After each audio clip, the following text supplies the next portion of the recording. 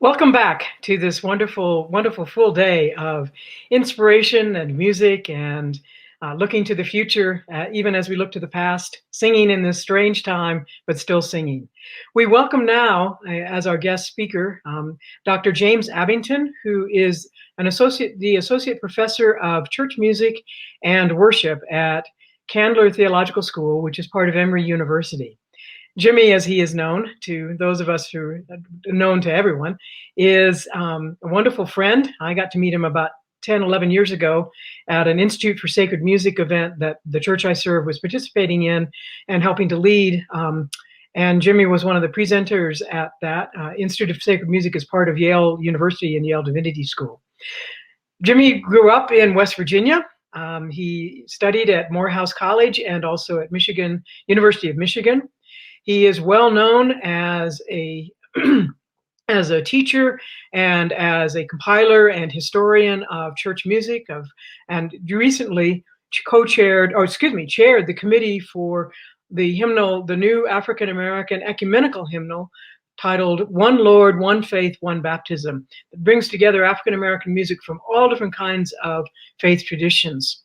He is also had been elected as he's the second only African American hymnist to be elected as a fellow of the Hymn Society. The very first person was the great composer Harry T. Burleigh. And so Jimmy is in very good company, and also we are indeed very glad to be welcoming him to this time. And he's zooming in from Atlanta, Georgia, where he lives, and his title of his presentation is Spirituals and Gospels, Singing in a Strange Time. So without any further ado, I'd like to present to you Dr. James Abbington for a wonderful hour together. Thank you, Jimmy. Good to see you. Thank you. Good to see you. Good afternoon. I am very grateful to Reverend Arnold and to Professor Ellingbo and all those that are involved in this wonderful JanFest celebration for inviting me to participate with such esteemed colleagues, Dr. Dilworth, Dr. Alcorn, and Dr. Springer. I only regret that I cannot be physically present in God's beautiful land of Albuquerque and Santa Fe today, but hope that after this pandemic, I will have that opportunity again. As I reflected on the subtitle of this session and phrase, Singing in a Strange Time, I immediately thought of Psalm 137, which reads, By the rivers of Babylon we sat and wept when we remembered Zion. There on the poplars we hung our harps, for there our captors asked us for songs. Our tormentors demanded songs of joy. They said, Sing us one of the songs of Zion. They replied to the Babylonians, their captors and tormentors, How can we sing the songs of the Lord while in a foreign land? If I forget you, O Jerusalem, may my right hand forget its skill. May my tongue cling to the roof of my mouth. If I do not remember you, if I do not consider Jerusalem my highest joy. The people of God here were captives in Babylonian, and their captives were insulting, marginalizing, mocking, and really making light of their being in captivity. They were placed by the rivers of Babylon in a strange land, a great way from their own country, whence they were brought as prisoners of war. The land of Babylon was now a house of bondage that to that people, as Israel had been in their beginning. Their conquerors quartered them, I think, strategically by the rivers, with design to employ them there, to keep them to work in the galleys. And perhaps they chose it as the most melancholy place and therefore most suitable to their sorrowful spirits.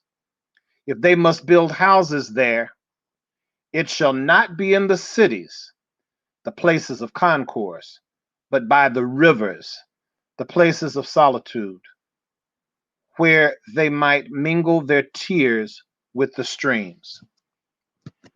Think about it. Their oppressors asked them to sing one of the Lord's songs, to which they replied, "How can we sing the Lord's song in a strange land?" Much like the children of Israel, we are living in a strange land. It is a strange time now, a strange time that we've never witnessed at this level.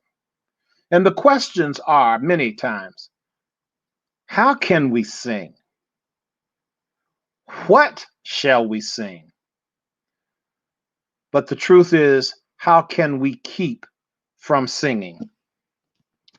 For the time that is mine, I want to direct your attention to two distinct genres of music that are truly indigenous American music: the Negro spiritual and the gospel songs, or more specifically for this lecture, Black gospel music. After examining these genres, we will look at two selected pieces from these two genres by two very prominent African Americans, Howard Thurman and Charles Albert Tindley. There are several labels or names that have been given to these songs of enslaved Africans in America: slave songs, work songs, plantation and cabin melody, sorrow songs, Negro folk songs, and spirituals, just to name a few. However, the first and most influential collection of these songs was published in 1867, entitled Slave Songs in the United States, compiled and edited by three Northern abolitionists, William Francis Allen, Lucy McKim Garrison, and Charles Picard Ware. It consists of 136 songs that were collected from four major regions of the United States: the southeastern slave states, the north seaboard slave states, the inland slave states, and Gulf states. This historic collection clearly reveals the variety, the styles, and functions of these songs. This genre is an outstanding branch of folklore, and as folk music, it is the product of a musical tradition that has been evolved through the process of oral transmission.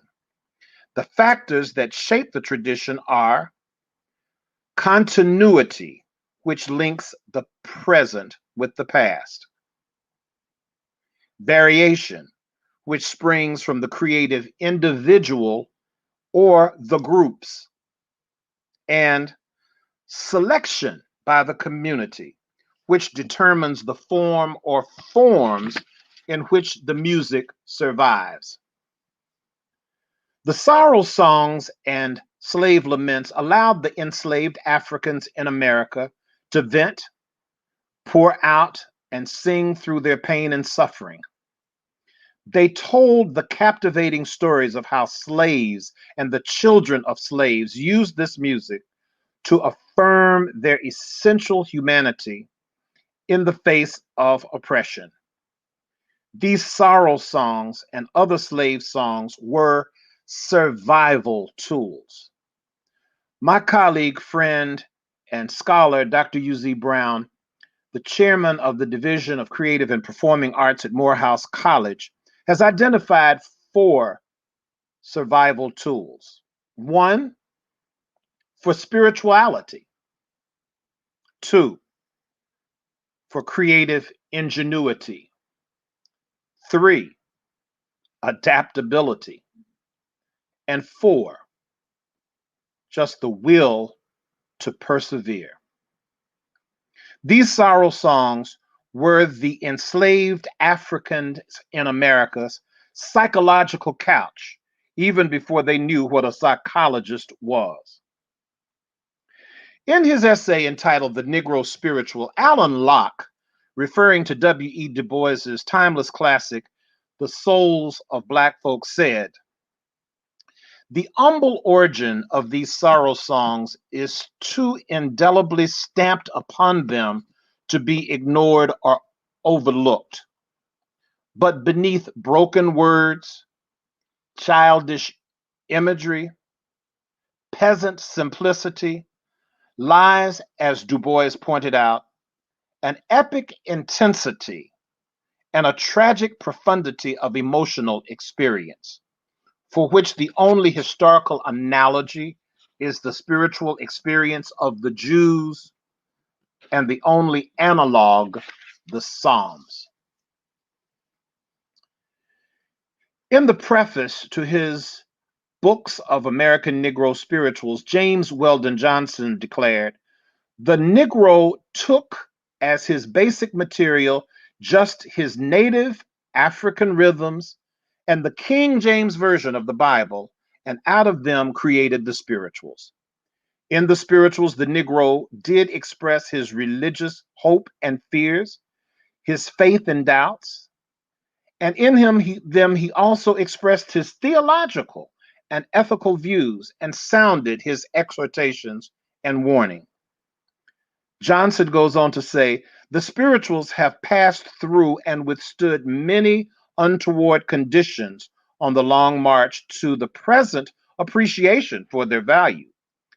They have come from benighted disregard through scorn, apathy, misappraisal, even the ashamedness and neglect of the race that created them, to where they are recognized as the finest distinctive artistic contribution America can offer the world."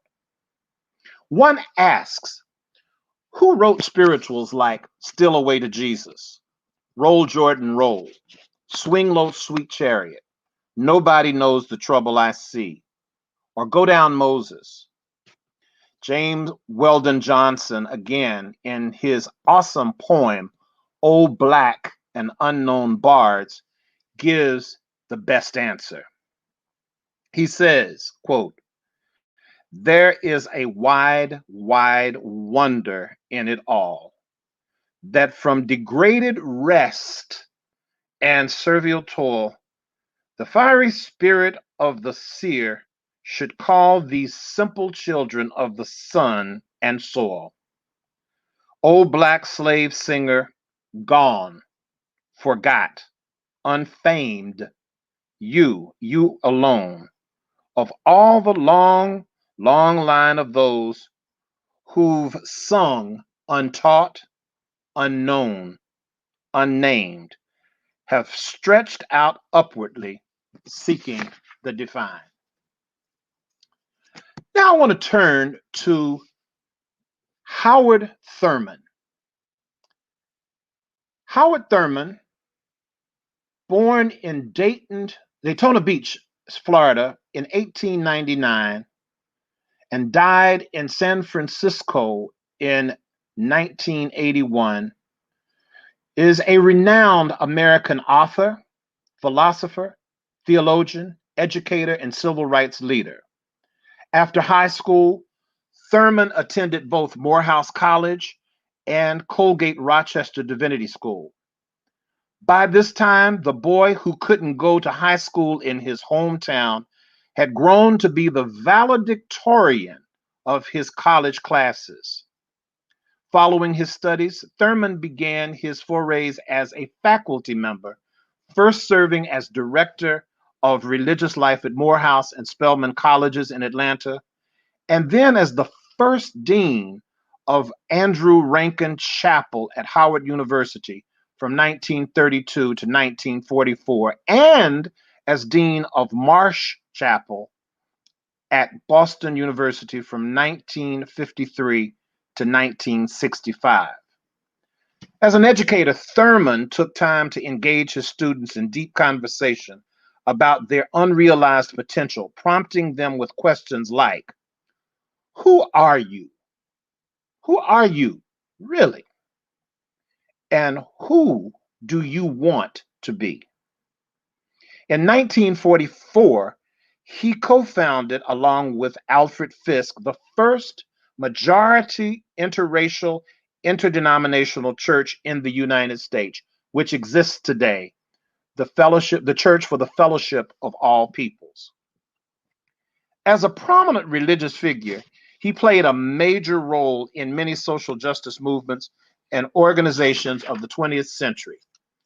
Thurman's theology of radical nonviolence influenced and shaped a generation of civil rights activists, and he was a key mentor to leaders within the civil rights movements, including Martin Luther King Jr. He is often referred to as a mystic theologian and authored many outstanding classics such as Jesus and the Disinherited, Meditations of the Heart, Disciplines of the Spirit, The Inward Journey, The Centering Moment, and A Strange Freedom, to name a few. Dr. Thurman used the content of Negro spirituals to preach theological concepts. The content of some of Thurman's addresses regarding Negro spirituals are included in his awe-inspiring book, Deep River and the Negro Spirituals Speak of Life and Death. In a biographical essay, Walter Fluker reveals that in the fall of 1928, shortly after his return to Atlanta, Thurman gave his most extended lecture series to date, 5 connected sermons on the messages of the spiritual delivered at Spelman College. This would be a theme Thurman returned to time and time again, culminating in the 1947 Ingersoll Lectures at Harvard Divinity School on Immortality of Man, and later published in Deep River in 1955.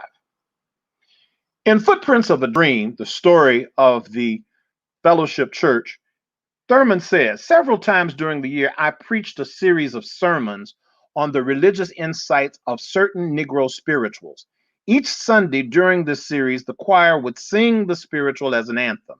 The series was brought to full-orbed climax in a public lecture on the theme, given at one of the large Jewish synagogues in the city. This particular lecture was prepared and delivered as the Ingersoll Lectures on the Immortality of Man at Harvard University under the title, The Negro Spiritual Speaks of Life and Death.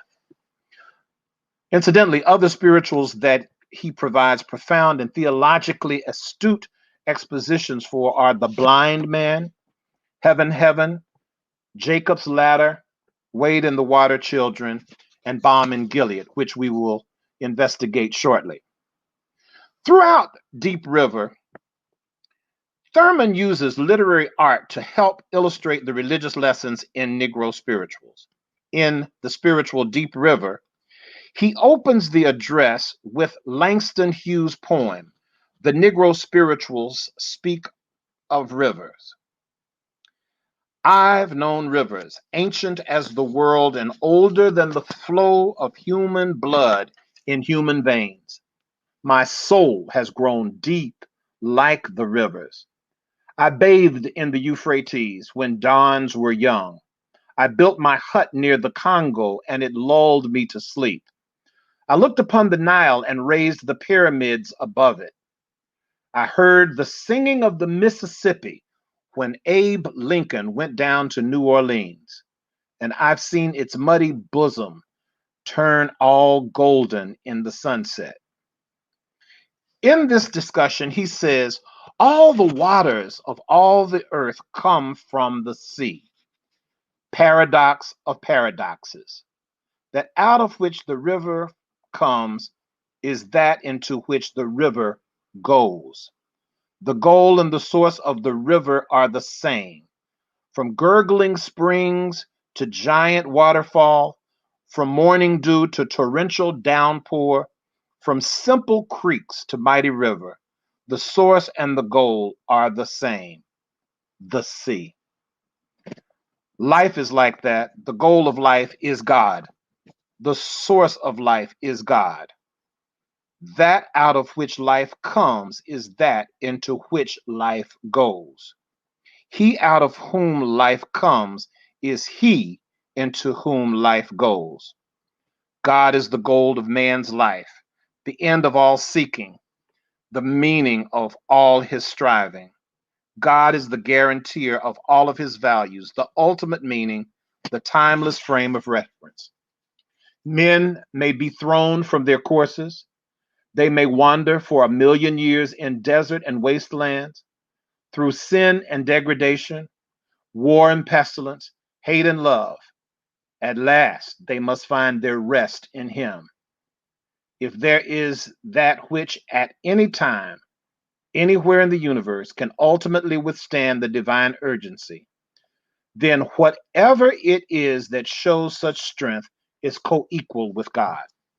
Such a position to me is not only untenable, but is also a denial of the basic ethical monotheism that for me is the most satisfactory explanation of the meaning of life.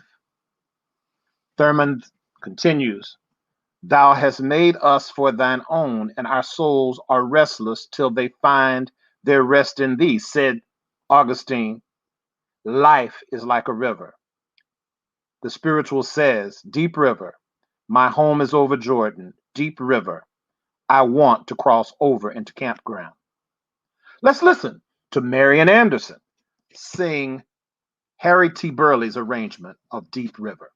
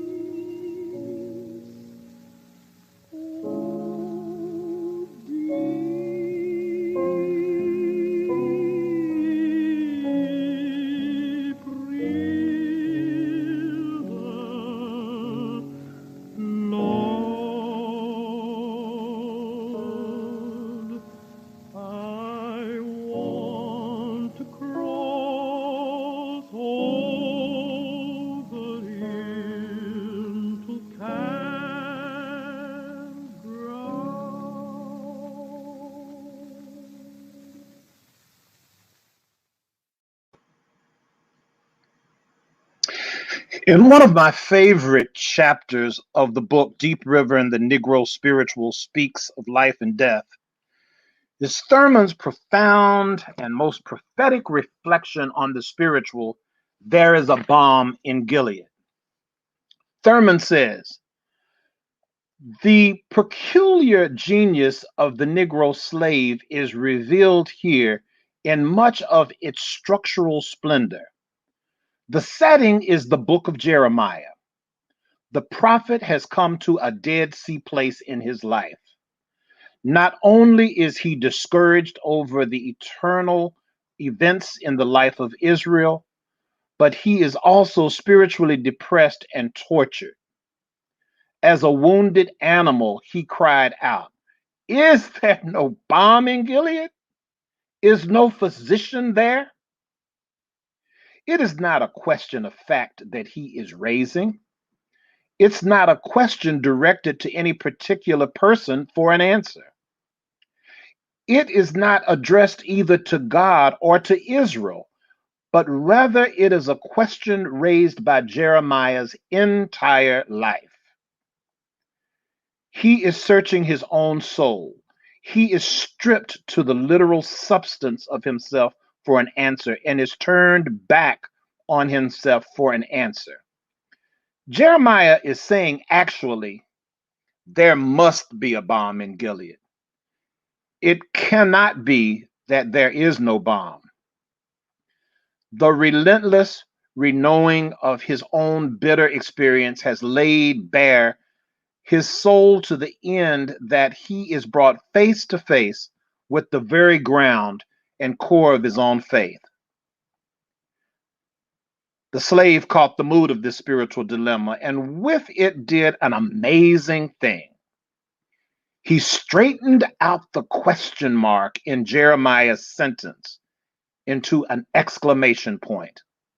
There is a balm in Gilead. Here is a note of creative triumph, says Thurman. Before we hear this final spiritual, There is a Balm in Gilead, sung by legendary Paul Robeson, I would like to acknowledge again the strange time, the pain, the brokenness, the anxiety, the anger, the disappointment, the depression, the grieving of so many who have lost loved ones during COVID-19, our country's injustices, the racism, violence, inequity, and so much for which we need healing. The good news is there is a balm in Gilead. There is healing to heal the sin-sick soul.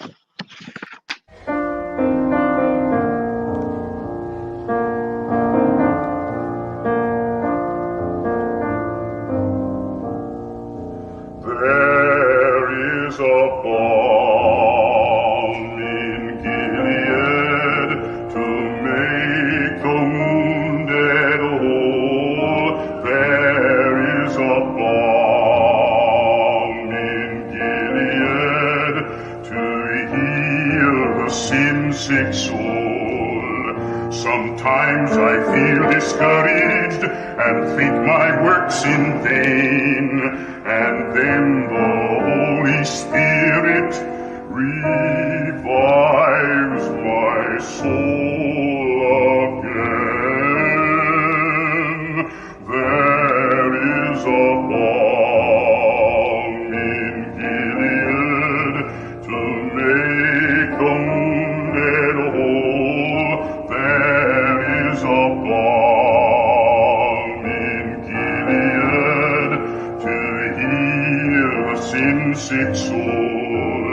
If you can preach like Peter, if you can pray like Paul, go home and tell your neighbor he died to save us all. There is a balm in Gilead to make the wounded whole. There is a balm in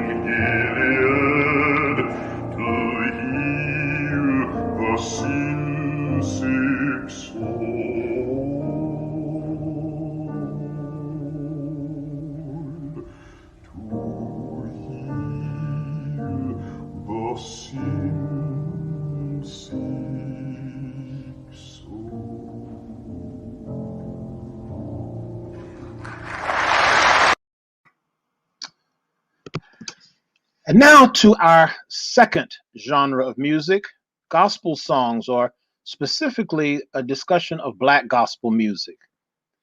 The development of Black gospel music begins as congregational music at the turn of the 20th century, primarily in little known and unsung Pentecostal congregations, sometimes known as holiness or sanctified churches. The style of worship in these churches included congregational singing, performance that functioned to bring on spiritual possession, used as testimonial music. These songs with instrumental accompaniment were a departure from the Methodist and Baptist congregational style, with tambourines and wash tubs and later pianos, drums and guitar and other musical instruments moving as percussive forces with the music composition John W. Work called gospel the new spirituals. Unlike spirituals, gospel was more developed in the urban settings in cities like Chicago, St. Louis, Memphis, New Orleans, influenced by other genres of jazz and blues. The seeds of the commercialization of gospel music was planted in the 1930s when its performers were showcased in a variety of non-religious music settings. Gospel quartets were the first to garner a secular following by the performing at local community events on radio broadcasts and commercial recordings. Evolving out of the Jubilee quartets in the 1930s, they expanded their Negro the repertoire of Negro spirituals to include secular songs and a new body of religious music known as gospel. By the 1940s, the songs of pioneering gospel composers Thomas A. Dorsey, considered to be the father of Black gospel music, Theodore Fry, William Herbert Brewster, Kenneth Morris, Lucy E. Campbell, and Roberta Martin had become standard repertoire in Jubilee gospel quartets performances. Understand, gospel was not accepted in all Black churches, and many felt that it was too worldly sounding and that it was an extension of the devil's music. However, one who is referred to as the father of Black hymnody and progenitor of Black gospel music was Charles A. Tinley, who was known as a great hymn writer. I like to think of him as this progenitor of Black gospel music because as a hymn writer, what he brought to gospel music or the sound of gospel music was a depth of gospel that Thomas Dorsey referred to as the good news. Thomas Dorsey many times referred to gospel as the good news in bad times. Charles Albert Tinley was an orator, poet, writer, theologian, and pastor, born in 1851 in Berlin, Winchester County, Maryland, and died in 1933 in Philadelphia. He was known as the Prince of Preachers. The dash between those years were most significant and remarkable. During Tinley's time as pastor of that church, there were many, many incidents that came up that created all kinds of social uprising.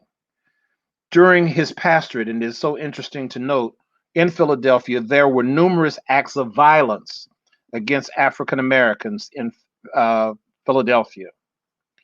In 1919, there occurred the horrific lynching of Zachariah Walker of Coatesville, Pennsylvania, which precipitated the NAACP's launching of a national protest against lynching. Though thousands of Blacks migrated to Philadelphia from the South toward the 19th and early 20th century with the hope of a new beginning, they faced racial discrimination in many facets of society, particularly in education, employment, and housing. Tinley pastored during World War I and the 1918 flu epidemic, which killed over 100 million people globally and 650 people in the United States, and the Great Depression from August 1929 to March 1933, the year he died. It is not an ironic parallel of these times.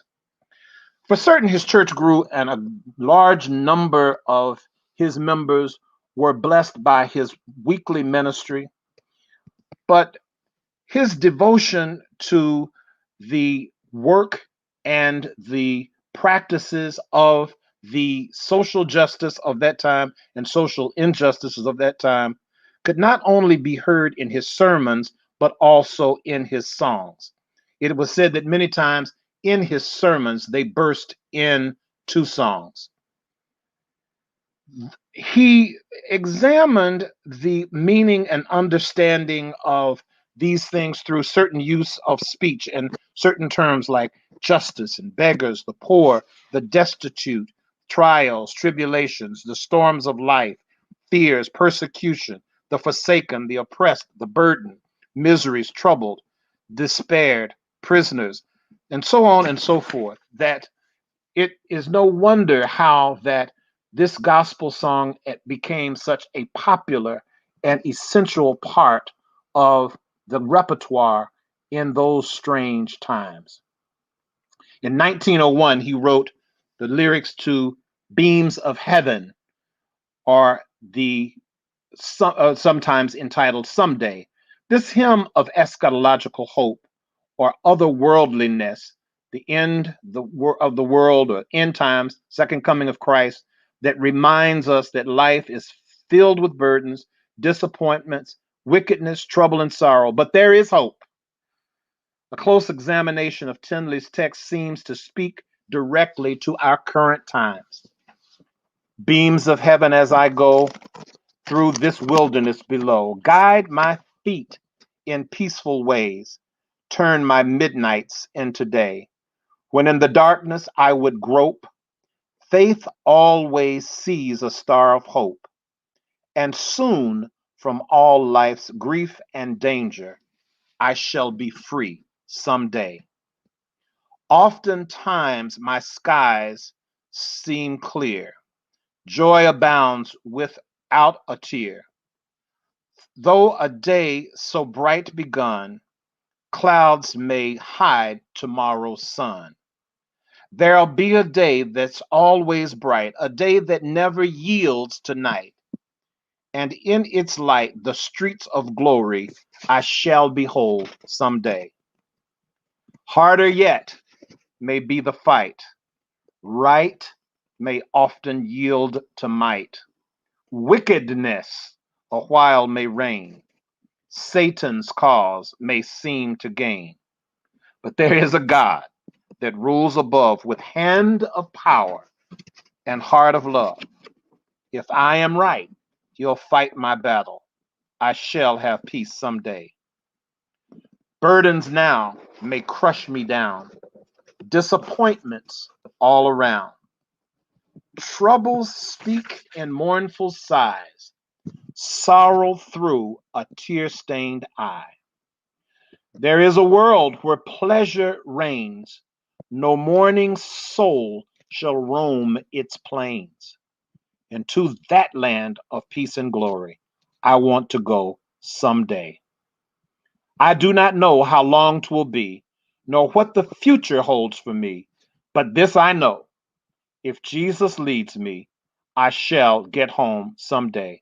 Let's listen to maybe a couple of minutes of this recording of Someday or Beams of Heaven.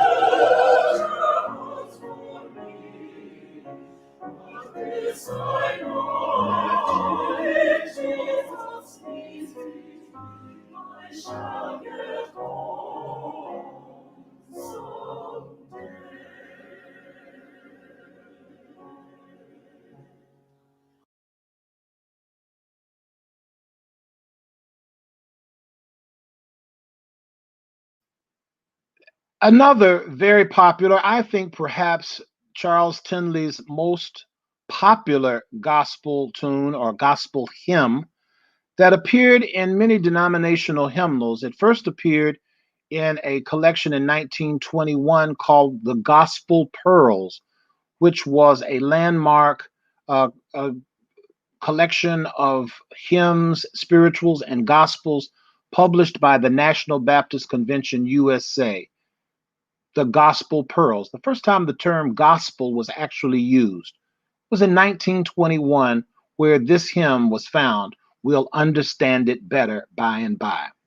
It also found its way in many hymnals of non-African American congregations. Its text seems so appropriate for right now, and I will read a little bit before I let you hear a little bit of it. We are often tossed and driven on the restless sea of time. Somber skies and howling tempest oft succeeds a bright sunshine. In that land of perfect day, when the mists have rolled away, we'll understand it better by and by. The second stanza, we are often destitute of the things that life demands, want of shelter and of food, thirsty, healed, and barren lands. We are trusting in the Lord, and according to his word, we'll understand it better by and by. Third stanza, trials dark on every hand, and we cannot understand all the ways that God would lead us to the blessed promised land. But he guides us with his eye, and we'll follow till we die, for we'll understand it better by and by. The final stanza says, temptations, hidden snares often take us unawares, and our hearts are made to bleed for a thoughtless word or deed. And we wonder why the test when we try to do our best. We'll understand it better by and by. And then the rousing eschatological hope of the chorus, it says, by and by, when the morning comes, all the saints of God are gathering home. We'll tell the story, how we've overcome, for we'll understand it better by and by. Let's listen. When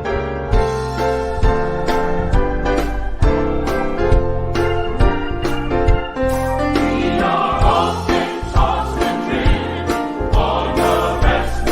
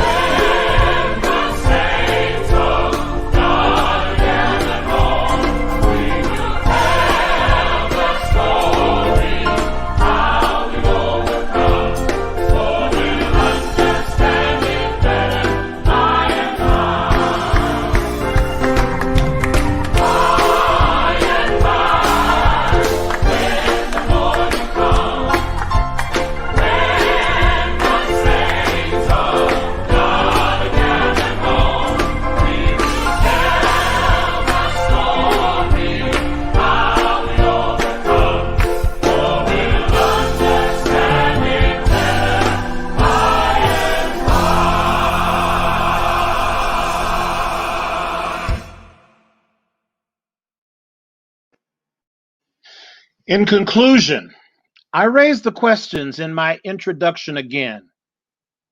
How can we sing the songs of Zion in a strange time, in a strange land? What songs of Zion do we sing at a strange time in a strange land? But most importantly, in this strange time and in this strange land, how can we keep from singing the songs of Zion? Let's sing the spirituals. Let's sing the hymns. Let's sing the gospels. They all belong to us for a time such as this.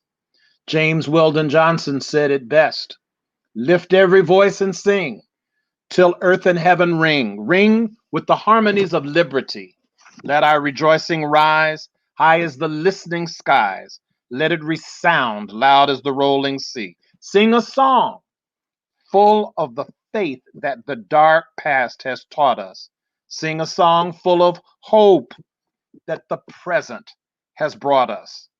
Facing the rising sun of our new day begun, let us march on till victory is won. Thank you.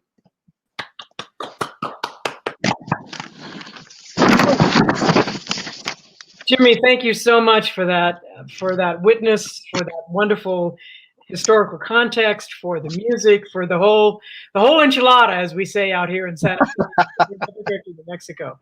What a powerful message and what a much needed message for the time that we're in. Thank you so much for my pleasure.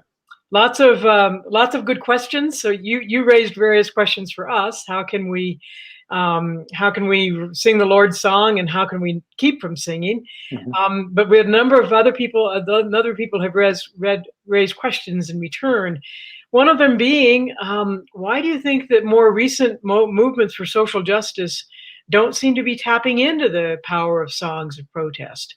Or is that not the case? What do you see from your perspective? That's an excellent question. Thank you so much for that. I think there are those from my generation, and of course the generations before, who are asking that question because many of the younger generations, or let's say the Black Lives Matter movement, which is a much younger movement than the civil rights movement, are younger. They have not been exposed even to the spirituals. Mm-hmm. They don't know them, so you can't sing what you don't know. They have not been commercialized. Mm-hmm. They're not. Their churches have even failed to sing these hymns and spirituals that we've sung today. It grieves me to say. So unfortunately, in the kind of collective gathering of people, there just isn't enough collective memory of the movements today to embrace this music that was so prominent just a few decades ago. And the music or the sound clips or the sound bites that I am hearing or that are coming, let's say, from hip hop artists or chart songs, they may be instant and they may be quick music, but they're just not. They don't have the depth or the substance, or not the more historic. And I think there would be a wonderful. It would be a wonderful thing that there was a coming together of the older generation and the younger generation to see how they might remix, as the word is, some of those spirituals for now and the time, because those spirituals had deep rooted meaning. But again, the civil rights movement was one that seemed to be a little more grounded and centered in the church, right, unlike some of the more social movements of today. Mm-hmm. Great, thank you. I remember there was one of the demonstrations this summer in DC. There was a young man who stood up in front of thousands of people and started singing "Lean on Me," and people joined in with that one. They actually knew it. It wasn't a church song. That's right. That's right. It has good theology to it. And, absolutely. And that was very powerful to hear everybody singing it one way or the other. Lean on me. So another question that came up is sort of related to that. It had to do with, is current music less accessible cross-culturally? Is it rap and or things that perhaps other other, I mean, sort of more of an intercultural kind of aspect isn't as accessible. Is that something you see? I think a lot of it has to do. Unfortunately, we are seeing such generations in the church. I mean, you Hmm. attend a lot of church now where, the dominant music in the church is praise and worship. Right. And praise and worship is what it is. So it's almost done exclusively or contemporary gospel, or they're using artists Hmm. or solos or groups. So there's very little congregational singing. Hmm. And congregational singing means that it is accessible to the people. Right. These spirituals, my teacher, the late Wendell Whalum, used to say, if it's a spiritual, it can be learned in 2 minutes or less. And if it's not a spirit, if you can't learn it in that length of time, it's probably not a spiritual. But Mm. commercialization has a lot to do with what's playing on the radio, what's playing, what's trending, what do people hear. And there are generations of people who do not. Older generations don't hear that, so they don't know that. So it's interesting to see what it is, even in working on the hymnal, that One Lord, One Faith, One Baptism, the African American ecumenical hymnal. We consulted with a lot of young people, and it was interesting to just see what was their song, what did they know, what were some of the things that, if this was their hymnal, what would they have to put in? It was interesting that so many of the things that were current and that we thought were contemporary, we discovered, as my theory had been, the only problem with contemporary is the big word in it, temporary. That's right. That's a good one. That's great.